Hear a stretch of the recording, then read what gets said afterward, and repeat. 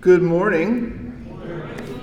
How many of you were tempted to sing that song with an Irish accent? As soon as I heard the harmonies, I'm like, this sounds Irish. And then I look and it says, an old Irish hymn. It's like, that explains it. And I do have an Irish last name. Coyle is an Irish last name, but as most of you know, it's not actually what my last name should be. It should be Beasley, but it's not. It's Coyle. So I'll accept my adopted Irish heritage.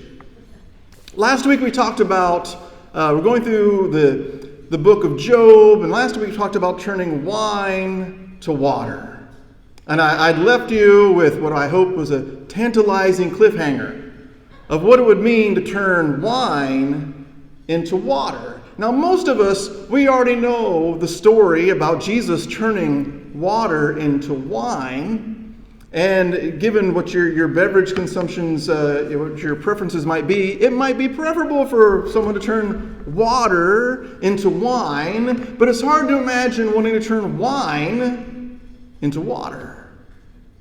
And why would you do that? So just in case you're not familiar with the story, I want to read through the story in the Gospel of John, chapter 2, where Jesus is at a wedding in Cana, and he turns water into wine. And I want to say up front, my main point in looking at this is I want us to understand we're still talking about the book of Job, and we're still talking about Eliphaz and his friends, but I always just say Eliphaz to summarize all four of them. Eliphaz, Bildad, Zophar, and Elihu. They all have the same exact thinking as Eliphaz, and at the end of Job, Eliphaz is the name that God calls out when he says, "You have spoken wrongly about me, Eliphaz and your friends." There's a mindset that Eliphaz has adopted, that Pharisees have adopted, and I fear that we also can sometimes adopt, where we are so certain that our understanding is correct that we will turn wine right back into water. You guys ready? I sense that maybe some of you this morning were as tired as I was when I woke up. So if you feel the need to stretch that back out a little bit, feel free to do it. Feel free to do it. Let's look at the story from the Gospel of John, where it's the wedding and the wine. John chapter 2, on the third day, there was a wedding in Cana of Galilee, and the mother of Jesus was there. Jesus and his disciples had also been invited to the wedding. So you can imagine it's a wedding. Some weddings today in our culture are fairly festive, but I don't think we ever really approach the festivity of an ancient Israelite wedding. It is a party. They're typically like a week long. There's food, there's wine every day, all day, and it ends with the wedding, and everyone celebrates. It's a very happy, festive, celebratory time. We typically do weddings in about 30 to 45 minutes. Reception afterwards, right? That's how we do it. But in the ancient world, it's like if you're going to have a wedding, you are going to have a wedding. And everybody's invited. And the last thing you want to do is not be ready to have that many people stay that long. And if you ran out of food, some of you are from cultures, Hispanic cultures, or maybe even Filipino cultures, where running out of food at a party? No. You do not run out of food or drink at a party. What were you thinking? What kind of person are you? What's wrong with you and your family? I'm not from that culture at all. If we had a party, ran out of something to drink, there's water coming out of the spigot. Drink some water. We had no problem with that. This is not the culture we're living in. So they're all at this party, they're all at this wedding, and you can, if you're not familiar with the story, you might already start to anticipate what's going to happen next. When the wine gave out, we don't know how many days into this they are, it doesn't really matter, it could be the last day, the wine gave out. And that means, well, there is no more wine. And unlike today, where you could drink crystal clean, fresh water from your faucet, water in the ancient world, good, clean, fresh water that's safe to drink, it's not easy to come by. Wine was much safer and preferable. But the wine gave out. The mother of Jesus said to him, "They have no wine." And Jesus said what I would have said, except for maybe the woman part. "Woman, what concern is that to you, to me, and to you? My hour has not yet come. He says to her, what does that have to do with me? I was invited to this party. Why are you telling me they're out of wine? It's not my wine. I don't have a vineyard. What do you want me to do? Woman? Says, my hour has not yet come. The time for me to show the world who I am and who has empowered me. It's not yet. But in this story, there's something more, something bigger than the time has not yet come, because Jesus goes ahead and does something. And the thing that gets at a higher priority is the shame that he needs to save this family from. My time hasn't come, but their shame is more important. And so he bumps up his schedule. His mother said to the servants, do whatever he tells you. She has no idea what he's going to tell them. Just whatever he says. Jesus, we're all counting on you, right? Now standing there were 6 stone water jars for Jewish rites of purification, each holding 20 or 30 gallons. The important thing to understand here is you have these vessels that were used as part of Jewish law. And Jesus is about to take those very same vessels. He doesn't destroy them. He progresses them. They would normally contain water, which is what they're supposed to have, but as you've already guessed, he's going to turn water into wine. He sees these jars for purification, each holding 20 to 30 gallons. Jesus said to them, fill the jars with water. I can only imagine what they were thinking. What good is that going to do anyone? Filling them with water. And they filled them up to the brim. He said to them, now draw some out, take it to the person in charge of the banquet. So they took it. When the person in charge tasted the water that had become wine, this is the first part we find out it actually turns into wine. It's been transformed and progressed into something totally different, something better. Come wine. He did not know where it came from, though the servants who had drawn the water, they knew. That person called the bridegroom and said to him, everyone serves the good wine first, and then the inferior wine after the guests have become drunk. That's what I do at all my parties. Right? That's what you would do. Here we have fine wine, fine food. Once you're not thinking straight, we'll give you some cheaper wine because you won't notice the difference. He says, but you have kept the good wine until now. Jesus did this, the first of his signs in Cana of Galilee, and revealed his glory, and his disciples believed in him.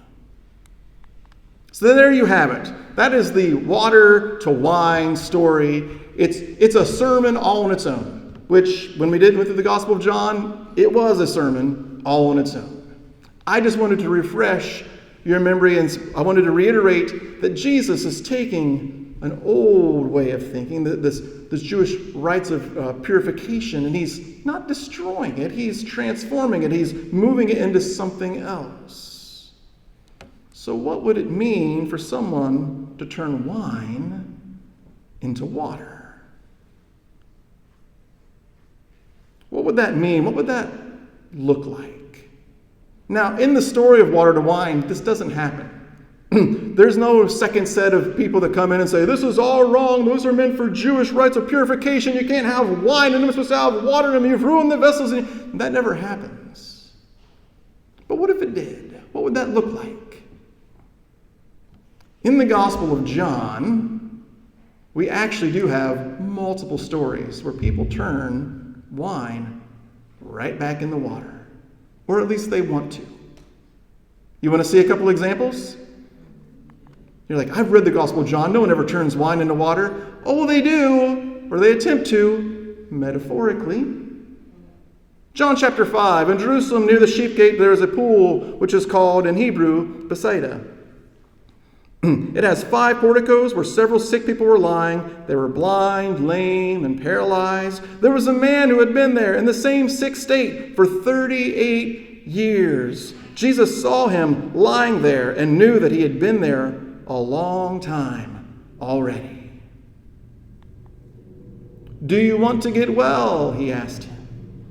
Well, sir, the sick man replied, I don't have anyone to put me into the pool when the water gets stirred up. You might have questions as you read this of what does it mean for the water to get stirred up and what's this illness and what's going on? Those are all great questions. We won't deal with any of them. They're great questions, though. Jesus says, do you want to get well? You've been sitting here for a very long time. You're still not well. What's going on? Do you even want to get well? Or do you just want to sit here? And he says, well, he doesn't say he'd like to get well, but he infers it. I'd like to, but I'm not able to move into the water, and everyone beats me to the water. He says, while I'm on my way there, someone else gets down before me. In other words, I can't get to the water fast enough. Someone always gets there before me, so get up, said Jesus. Pick up your mattress and walk. So we know whatever it is, he has a mobility problem. Get up, pick up your mattress and walk. At once the man was healed. He picked up his mattress and walked. That is our water to wine story. Do you see it? Jesus has done this impossible miracle. He has turned water into wine by making this person who was lame and unable to move around now able to move around. So what does it look like for wine to be turned back into water? The day all this happened was a Sabbath. Oh, there's our ritual jars of purification. So the Jews confronted the man who had been healed. It's the Sabbath, they said. You shouldn't be carrying your mattress. What? You shouldn't be carrying... You want water? You don't want wine? You want water? They want water. There is no transformation. There is no progression. There's just, you did this, and my understanding of the law is crystal clear. You cannot do this.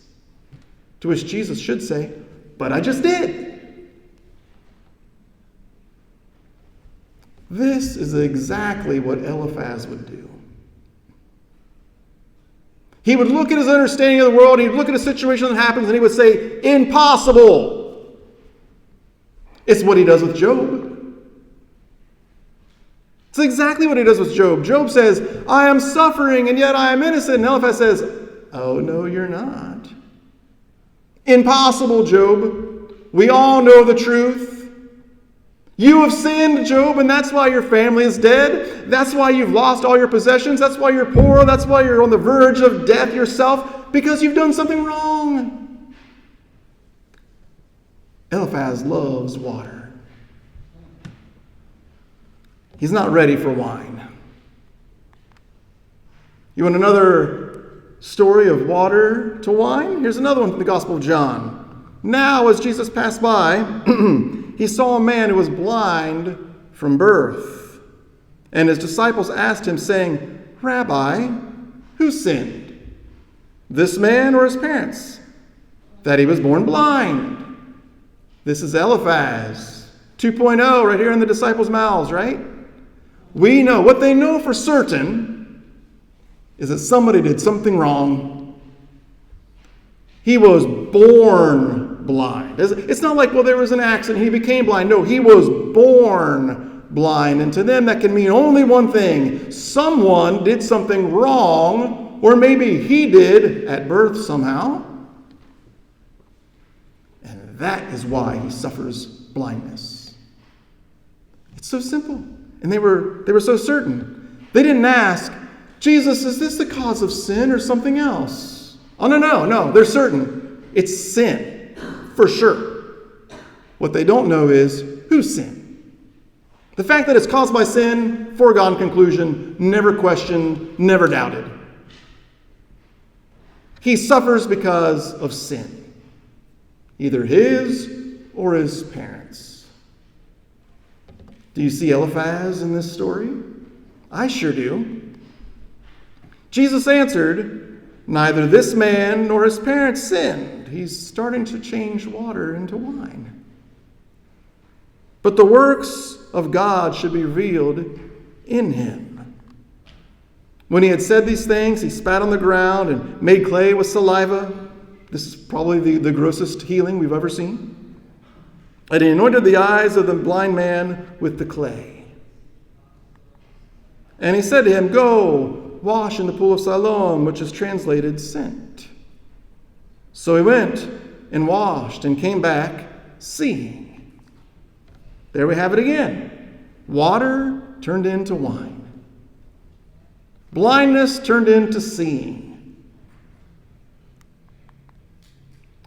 As you might have guessed, now it was a Sabbath when Jesus made the clay and opened his eyes.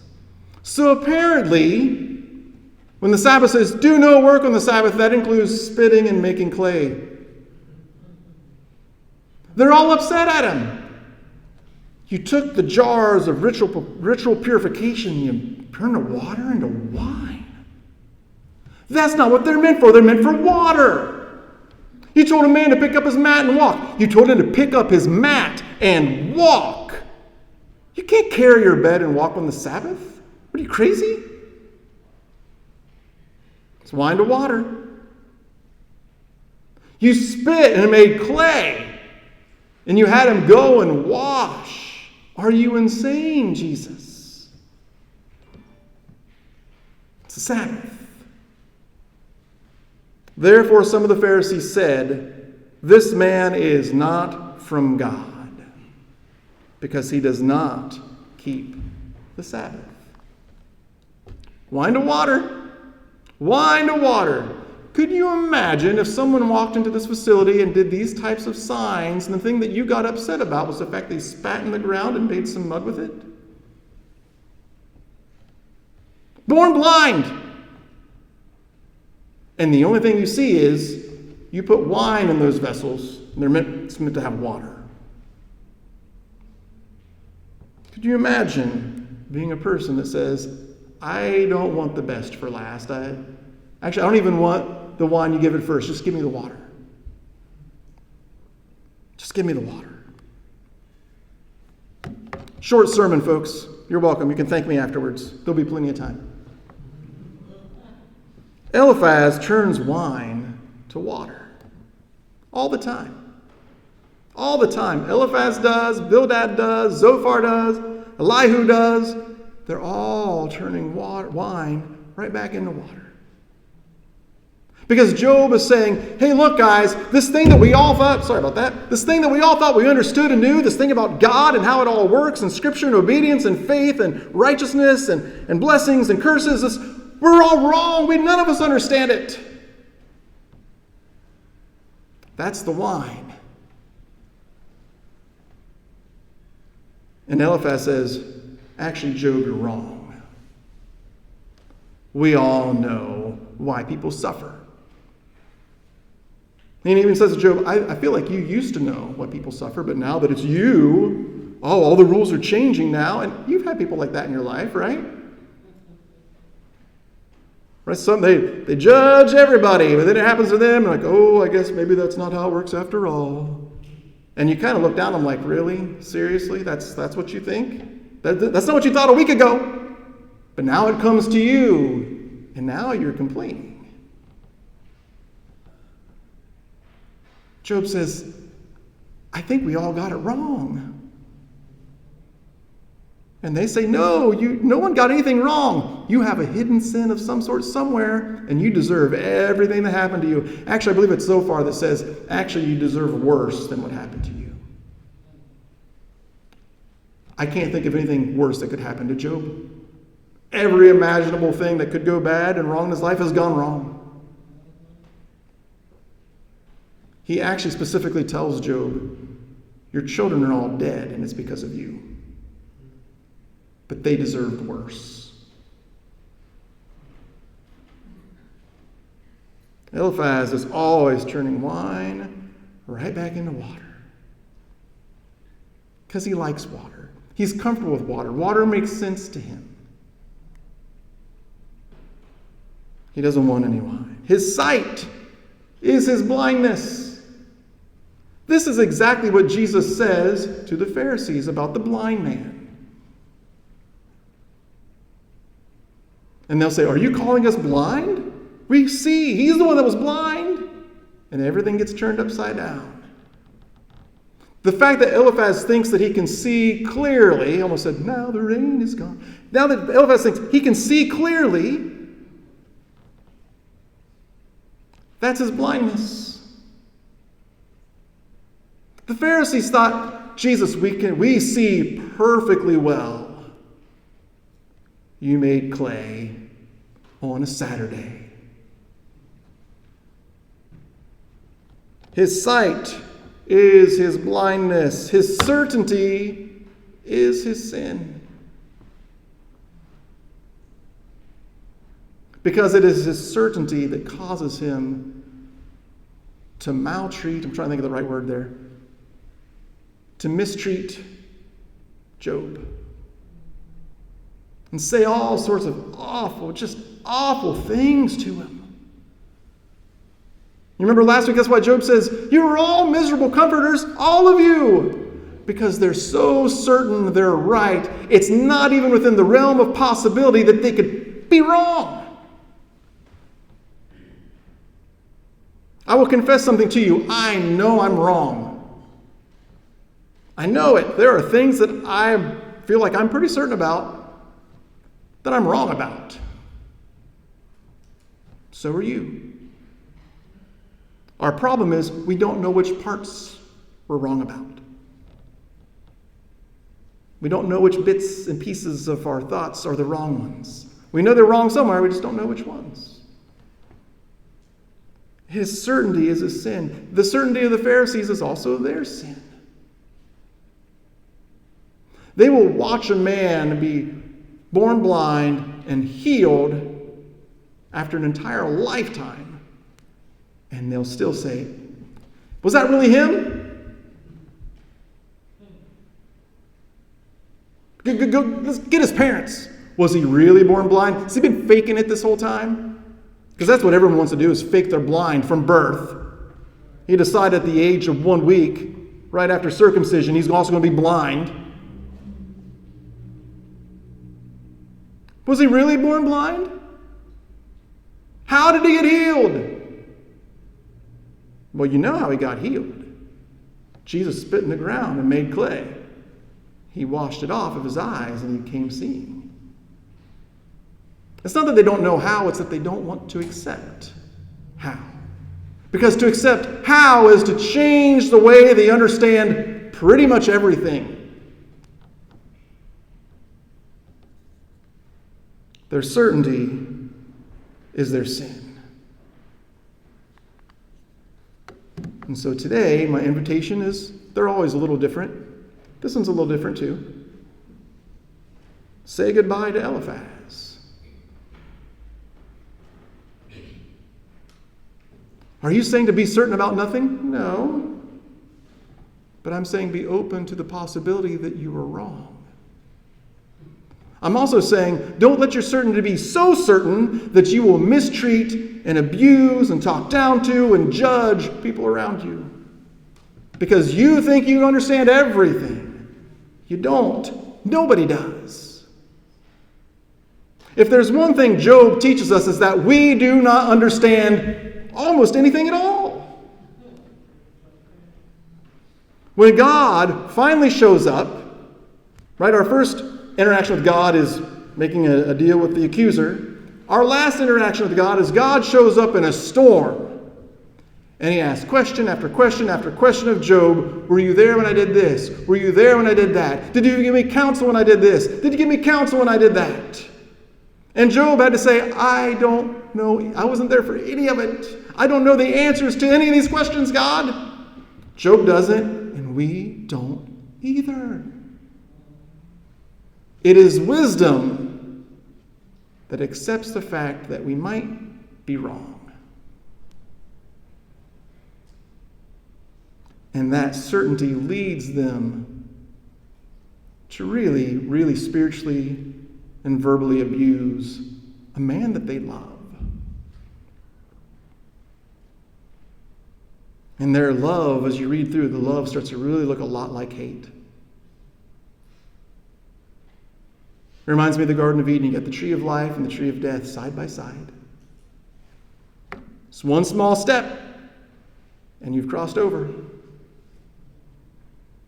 Their love for him has taken one small step.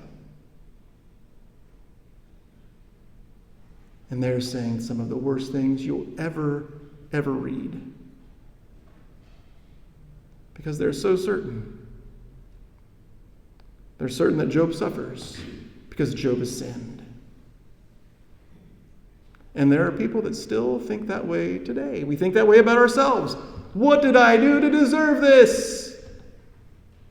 Probably nothing. Probably.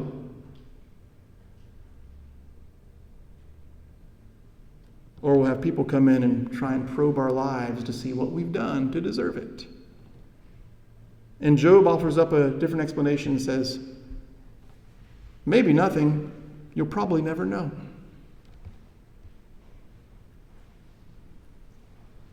Be okay with that. Be okay with not knowing. Because at the end, that's what Job says. He covers his mouth. He says, I quit. I'll never know. And we won't either. Say goodbye to Eliphaz.